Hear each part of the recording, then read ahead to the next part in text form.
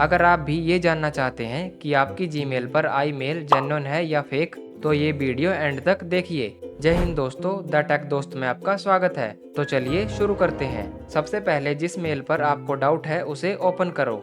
अब सेंडर के नाम के पास दिख रहे 3 डॉट्स पर क्लिक करो और फिर यहाँ शो ओरिजिनल पर क्लिक करो।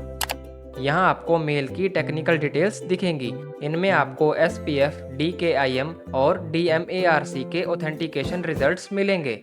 अगर इनके रिजल्ट में पास लिखा आता है तो इसका मतलब है कि मेल ने ऑथेंटिकेशन चेक पास किए हैं। लेकिन अगर इनमें से कोई भी फेल दिखाता है तो ये एक रेड फ्लैग हो सकता है और आपको इस मेल को केयरफुली वेरीफाई कर लेना चाहिए। और ध्यान रहे, पास होने का मतलब ये नहीं है कि मेल 100% सेफ है।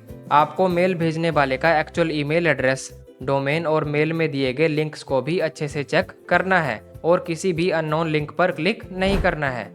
अगर मेल किसी बैंक, कंपनी या सर्विस के नाम से आई है तो आप उसकी ऑफिशियल वेबसाइट को मैन्युअली ओपन करके ईमेल वेरीफाई कर सकते हैं।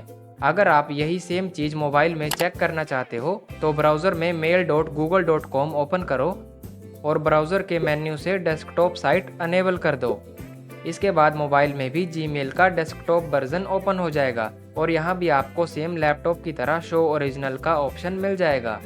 बस इसी तरह आप किसी भी डाउटफुल जीमेल की ऑथेंटिकेशन डिटेल चेक कर सकते हो। वीडियो हेल्पफुल लगी हो तो लाइक करें, शेयर करें और ऐसे ही यूजफुल टेक वीडियोस के लिए चैनल को सब्सक्राइब करें।